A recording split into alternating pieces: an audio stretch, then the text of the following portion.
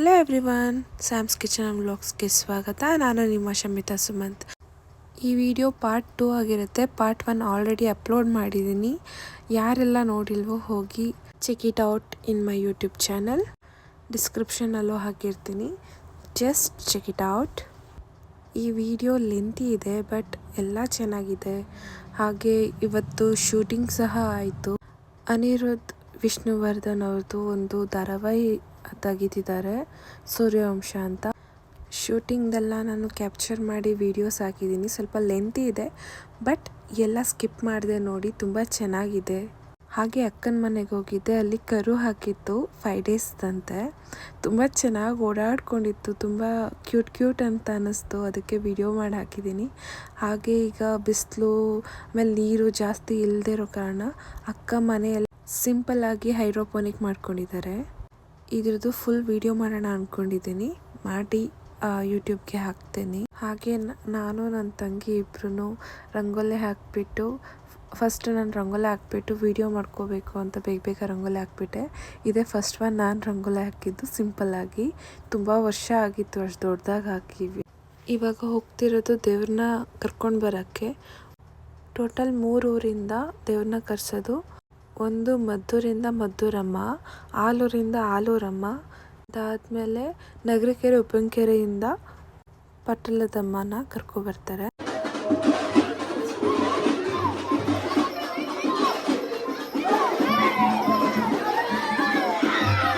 ಕುಂಡ ಬಂಡಿಗಳು ಹೋಗ್ತಾ ಡಿವೈಡ್ ಆಗುತ್ತೆ.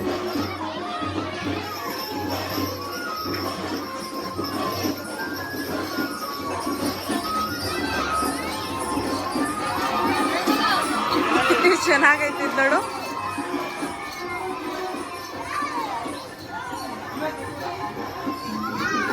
ನಮ್ಮ ರಾಕಿ ಬಾಬಾ ಅಂತ ಕರಿತಿದ್ದೆ ನನ್ನನ್ನು.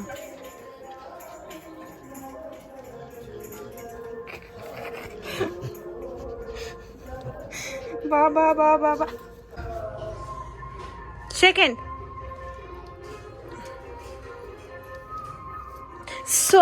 ಸೋಂಬೇರಿ. ಇವಾಗ ಪಟ್ಲದಮ್ಮನ ಕರ್ಕೊಂಡು ಬಂದರು.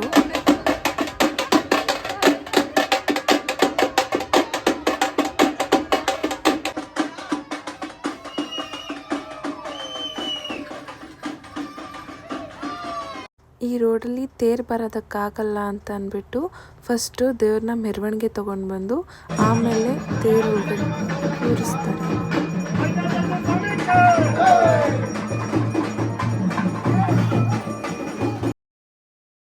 ಇವಾಗ ಕರ್ಕೊಬರ್ತಾ ಇರೋದು ಮದ್ದೂರಮ್ಮನ. ಆ ಸೈಡ್ ಫೇಸ್ ಮಾಡಿಬಿಟ್ಟಿದ್ದಾರೆ, ಕಾಣಿಸಿಲ್ಲ. ಕ್ಯಾಪ್ಚರ್ ಮಾಡಿ ಇನ್ನೊಂದು ಸ್ವಲ್ಪ ಹಾಕ್ತೀನಿ. ಇದು ಆಲೂರಮ್ಮ ದೇವರು.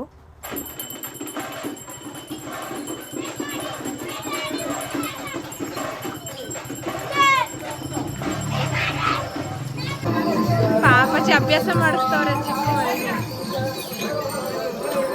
ಅದು ಹೋಗ್ತಿಲ್ಲ, ಇವರು ಬಿಡ್ತಾ ಇಲ್ಲ.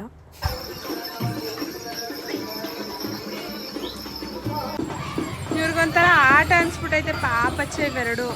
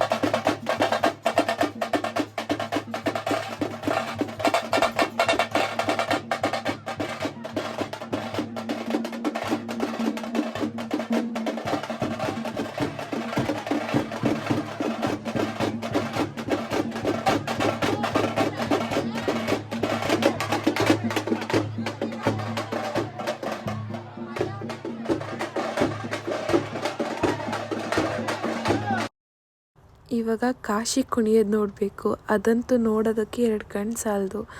ಯಾರೆಲ್ಲ ಚಿಕ್ಕವರಿದ್ದಾಗ ಕಾಶಿ ನೋಡಿದ್ರೆ ಹೆದರಿಕೊಳ್ತಿದ್ರಿ, ಅದರಲ್ಲಂತೂ ನಾನು ಹೆದರಿಕೊಳ್ತಿದ್ದೆ. ನೀವೆಲ್ಲ ಹೇಗೆ ಹೆದರಿಕೊಳ್ತಿದ್ರಾ? ಕಮೆಂಟ್ ಮಾಡಿ ತಿಳಿಸಿ.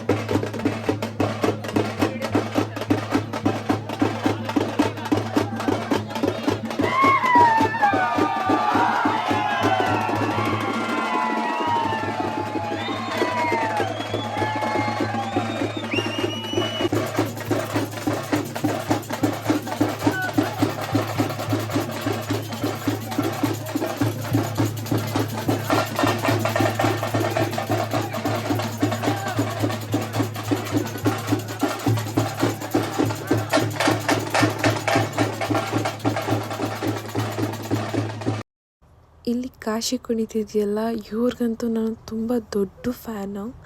ತುಂಬ ಚೆನ್ನಾಗಿ ಸ್ಪಷ್ಟವಾಗಿ ಮಾತಾಡ್ತಾರೆ, ಉಚ್ಚಾರಣೆಯಿಂದ ಮಾತಾಡ್ತಾರೆ, ತುಂಬ ಅರ್ಥ ಆಗೋ ರೀತಿಯಲ್ಲಿ ಹೇಳ್ತಾರೆ ಎಲ್ಲನೂ.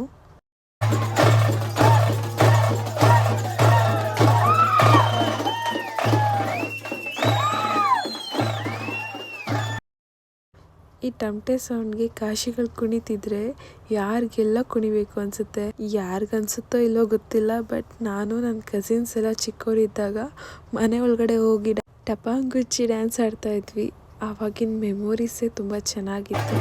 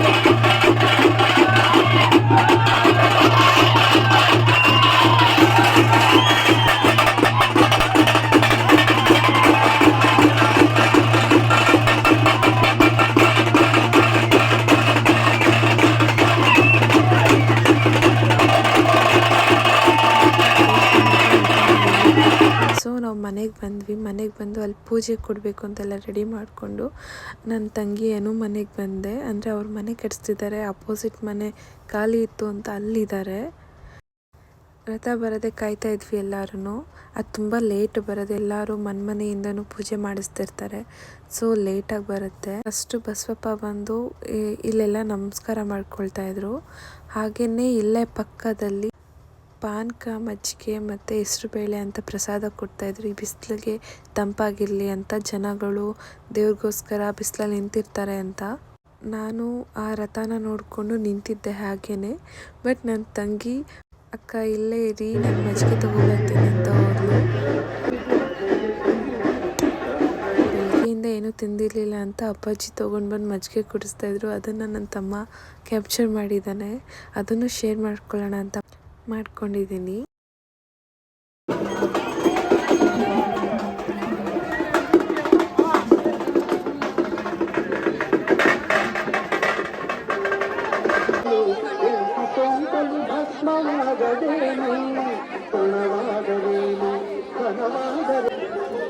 ಕಡುಪಾತಿಯಾಗಲಿ ಶತನು ಕಣಾಗಲಿ ಕರುಣೆ ತೋರಿದರೆ ಸಾಕು ಎಂದೇನು ಯಾರಾದರೂ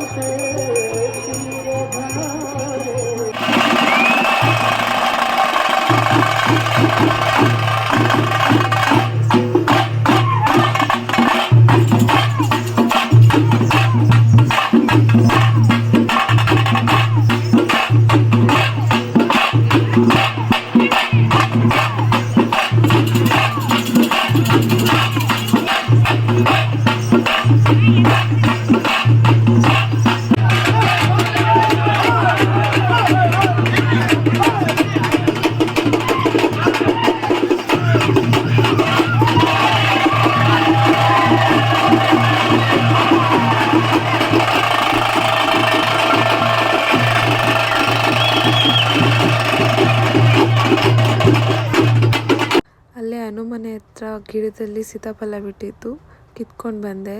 ನನ್ನ ಹಸ್ಬೆಂಡ್ಗೆ ತುಂಬ ಇಷ್ಟ ಇದು ಅಂತಲೇ ಕಿತ್ಕೊಂಡು ಬಂದೆ. ಬಟ್ ಅವ್ರು ತಿನ್ನೋಕ್ಕಾಗಿಲ್ಲ, ಹಬ್ಬಕ್ಕೆ ಬಂದಿರಲಿಲ್ಲ ಅವರು. ಮಮ್ಮಿಗೆ ಇಷ್ಟ ಅಂತ ಮಮ್ಮಿಗೆ ಕೊಟ್ಟೆ. ಇದು ವೈದ್ಯನಾಥೇಶ್ವರ ದೇವಸ್ಥಾನ ಒಳಗಡೆ ಎಲ್ಲ ವೀಡಿಯೋ ಮಾಡ್ಕೊಳ್ಳೋಣ ಅಂತ ವೀಡಿಯೋ ಮಾಡಿ ನಿಮಗೆ ಶೇರ್ ಮಾಡ್ತಾ ಇದ್ದೀನಿ. ಯಾರೆಲ್ಲ ವೈದ್ಯನಾಥೇಶ್ವರ ಟೆಂಪಲ್ನ ನೋಡಿಲ್ವೋ ಬಂದು ವಿಸಿಟ್ ಮಾಡಿ ನೋಡಿ. ತುಂಬ ಚೆನ್ನಾಗಿದೆ, ಪೀಸ್ಫುಲ್ ಪ್ಲೇಸ್ ಅಂತಲೂ ಹೇಳ್ಬೋದು. ತುಂಬ ನೆಮ್ಮದಿ ಇರುತ್ತೆ ಈ ದೇವಸ್ಥಾನಕ್ಕೆ ಬಂದರೆ.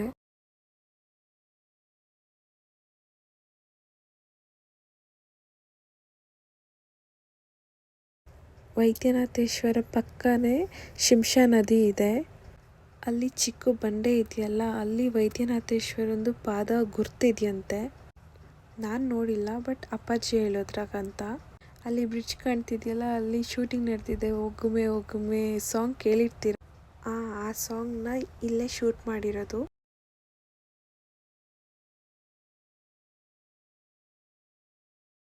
ಇದು ವೈದ್ಯನಾಥೇಶ್ವರದು ಕಲ್ಯಾಣ ಮಂಟಪ. ಇಲ್ಲಿ ಮೊದಲು ಊಟ ಇಲ್ಲೇ ಕೊಡ್ತಾಯಿದ್ರು, ಬಟ್ ಇವಾಗ ಕೆಳಗಡೆನೇ ಕೊಡ್ತಿದ್ದಾರೆ. ಅದಕ್ಕೆಲ್ಲ ಅರೇಂಜ್ಮೆಂಟ್ಸ್ ಎಲ್ಲ ಮಾಡ್ಕೊಂಡಿದ್ದಾರೆ.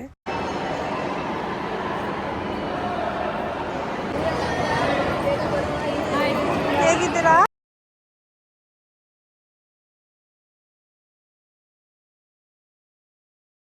ಮಾಡಿ ಹಾಕೋಣ ಅಂತ ಇದು ಮಾಡ್ಕೊಂಡಿದ್ವಿ. ಇದೇ ನಮ್ಮ ಮನೆ, ಚಿಕ್ಕದು ಹಳ್ಳಿ ಮನೆ, ಹೀಗೆ ಇರೋದು. ಪೂಜೆ ಎಲ್ಲ ಆಯಿತು, ಮನೆಗೆ ಬಂದೆ. ಅಂಥದ್ರಲ್ಲೂ ಈ ಸ್ಯಾರಿ ಹಾಕ್ಕೊಳಕ್ಕಾಗುತ್ತಾ? ನೆವರ್. ಅದಕ್ಕೆ ಡ್ರೆಸ್ ಚೇಂಜ್ ಮಾಡಿ ಡೈರೆಕ್ಟ್ ಅಮ್ಮು ಜೊತೆಲಿ ಆಟಾಡೋಕ್ಕೆ ಹೋದೆ. ನನಗೆ ನೀನು ಬೇಡ ಬೇಡ ಅಂತಂದೆ. ಅವಳು ಕೈನ ಲಿಕ್ ಮಾಡ್ತಿರೋದಲ್ಲ, ಕೈನ ಎಳ್ಕೊಂಡು ಅವಳನ್ನ ಈ ಥರ ಟಚ್ ಮಾಡಿಸ್ಕೊಳ್ಳೋಕ್ಕೆ ಆ ಥರ ನಾಲ್ಗೆನ ಆಚೆ ಹಾಕ್ತಾ ಇರೋದು. ಹಾಗೆ ನನ್ನ ತಮ್ಮ ಹೊಸ ಬೈಕ್ ತೊಗೊಂಡಿದ್ದ. ನಾನಿನ್ನು ಅದನ್ನು ರೈಡ್ ಮಾಡಿರಲಿಲ್ಲ. ರೈಡ್ ಮಾಡಲೇಬೇಕು ಅಂತ ಅಂದ್ಬಿಟ್ಟು ನಮ್ಮ ತೋಟದ ಹತ್ರ ಹೋಗಿ ರೈಡ್ ಮಾಡಿದೆ. ಮನೆಗೆ ಎಲ್ಲ ನೆಂಟರು ಬಂದಿದ್ದರು, ಹಾಗೆ ಒಂದು ಸ್ವಲ್ಪ ಕ್ಲಿಪ್ಸ್ ತಗೊಂಡೆ. ಇದು ಅಮ್ಮು ಜೊತೆಲಿ ನೈಟ್ ತೊಗೊಂಡಿರೋ ವೀಡಿಯೋಸ್. ಇದನ್ನೇ ಎಡಿಟ್ ಮಾಡಿ ನಾನು ಶಾರ್ಟ್ ಮಾಡಿ ಹಾಕಿದ್ದಿತ್ತು. ಇವಳಿಗೆ ನಾನಂದರೆ ಯಾಕೆ ಇಷ್ಟ ಅಂತ ನನಗೆ ಗೊತ್ತಿಲ್ಲ. ಇವ್ರ ಮನೆಗೆ ಯಾರೇ ಬಂದರೆ ಎದೋಳಲ್ಲ, ನಾನು ಬಂದರೆ ಎದೊಳ್ತಾಳಂತೆ. ಅದು ಅಲ್ಲದೆ ನನ್ನ ಚಪ್ಪಲ್ ಸೌಂಡು ಸಹ ಇವಳು ತಿಳ್ಕೊಂಡಿದ್ದಾಳೆ. ನಾನು ನಡ್ಕೊಂಡು ಬರ್ತಿದ್ರೆ ಅಲ್ಲೇ ಫುಲ್ ಅಲರ್ಟ್ ಆಗಿರ್ತಾಳಂತೆ. ಆಂಟಿ ಅಬ್ಸರ್ವ್ ಮಾಡಿ ಹೇಳಿದರು.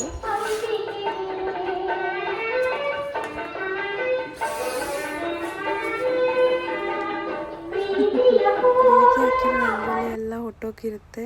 ಇವಾಗ ಪುನಃ ಚಿಕ್ಕ ತೇರು ಬರುತ್ತೆ ಮನೆ ಹತ್ರ, ಮನೆ ಹತ್ರನೂ ಬರುತ್ತೆ. ಸೊ ಅದಕ್ಕೆ ಎಲ್ಲ ಪ್ರಿಪೇರ್ ಮಾಡ್ಕೊಳ್ತಾ ಇದ್ದೆ ರಂಗೋಲಿ ಬಿಟ್ಟು. ಸಿಂಪಲ್ಲಾಗಿ ಒಂದು ರಂಗೋಲಿ ಬಿಡೋಣ ಅಂತ ನಮ್ಮ ರೋಡಿಗೆ ಬಿಡ್ತಾ ಇದ್ದೀನಿ. ಹಾಗೆ ನನಗೆ ಅಕ್ಕನೂ ಹೆಲ್ಪ್ ಮಾಡೋಕ್ಕೆ ಬಂದರು.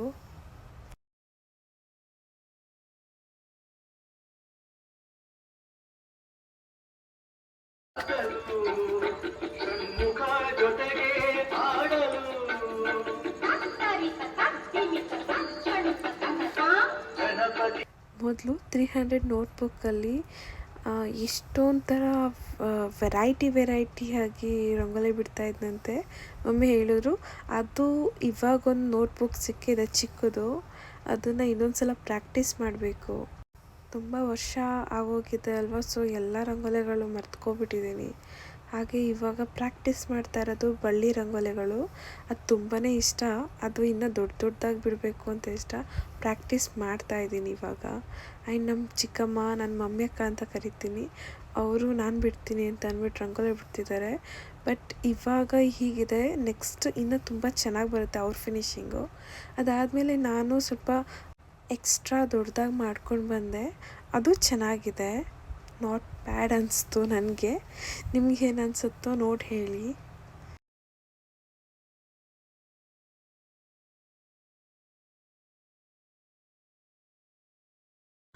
ಆವಾಗಲೇ ಹೇಳಿದ್ನಲ್ಲ ತುಂಬ ಸ್ವೆಟ್ ಆಗಿಬಿಟ್ಟಿದ್ದೀನಿ ಅಂತ, ಈ ಮಟ್ಟಿಗೆ ಸ್ವೆಟ್ ಆಗಿದ್ದಿದ್ದು ನಾನು. ಹಾಯ್, ಮತ್ತೆ ನಮ್ಮ ಅಮ್ಮಂದು ಅದೇ ಕೆಲಸ.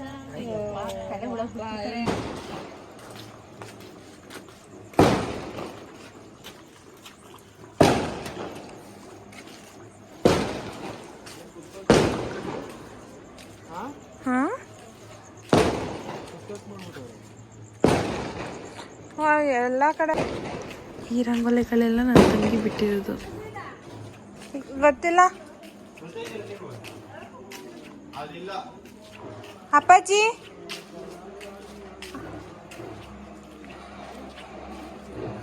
ಇವಾಗ ನಾವು ಪುನಃ ದೇವಸ್ಥಾನದ ಹತ್ರ ಬಂದ್ವಿ. ಅಲ್ಲೆಲ್ಲ ಕಾಶಿ ಕುಣಿತಿದೆ, ಚಿಕ್ಕ ತೇರು ಹಿಂದೆಗಡೆ ಎಲ್ಲ ರೆಡಿಯಾಗಿದೆ. ಅದು ಹೊರಟಾದ್ಮೇಲೆ ನಾವು ಮನೆ ಹತ್ರ ಹೋಗಬೇಕು, ಅಲ್ಲಿ ಪೂಜೆ ಕೊಡೋದಕ್ಕೆ.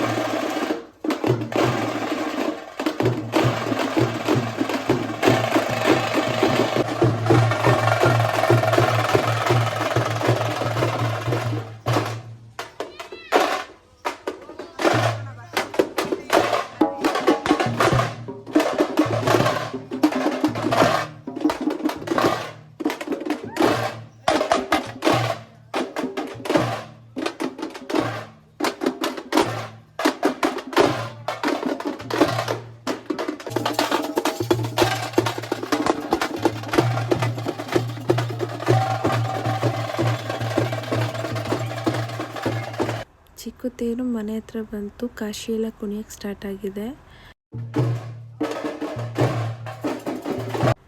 ತೇರು ಅಲ್ಲಿ ಬರ್ತಿದ್ದ ಹಾಗೇನೆ ಕಾಶಿ ಮನೆಗೂ ಹೋಗುತ್ತೆ.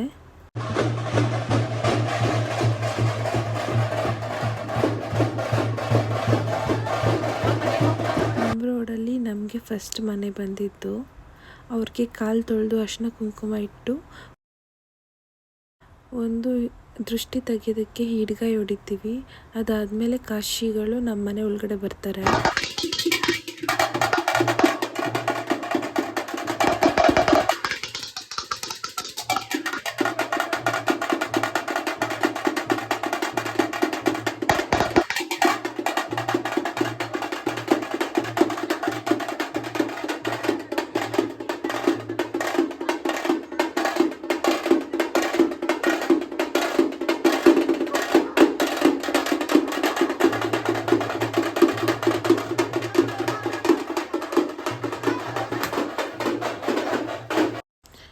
ಇದು ನಮ್ಮ ಮನೆ ಒಳಗಡೆ ಬರ್ತಾ ಇರೋದು ಕಾಶಿಗಳು.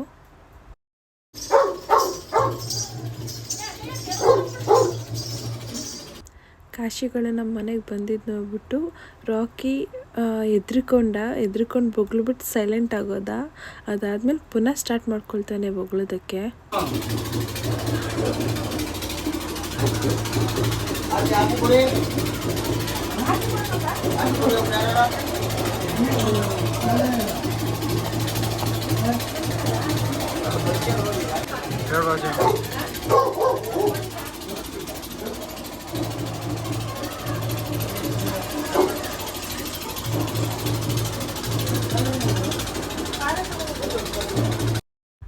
ಕಾಶಿ ಅವತಾರದಲ್ಲಿ ನಮ್ಮ ಮನೆ ದೇವರು ಅಂಕನಾಥೇಶ್ವರ ಬಂದಿರೋದ್ರಿಂದ ಪೂಜೆ ಮಾಡ್ತಾ ಇದ್ದೀನಿ.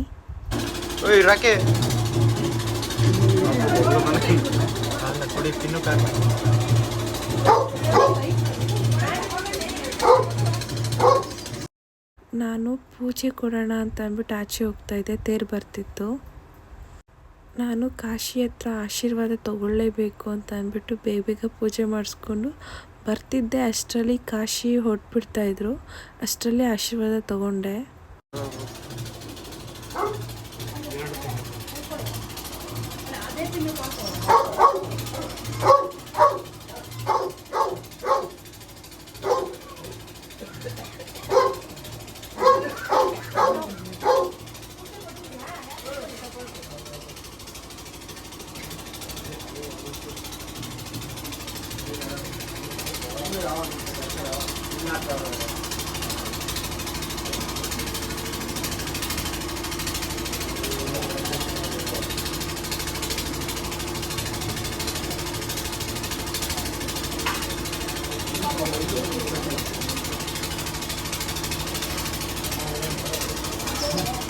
ಎಲ್ಲಿ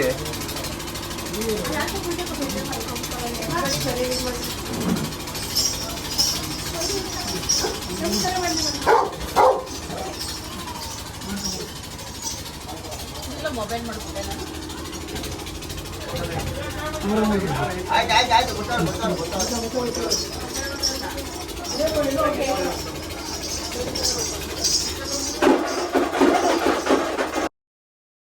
ಅದಾದಮೇಲೆ ತೇರ್ ಜೊತೆಲಿ ಫೋಟೋ ತೆಗೆಸ್ಕೋಬೇಕು ಅಂತ ಓಡೋದ್ವಿ ಎಲ್ಲ.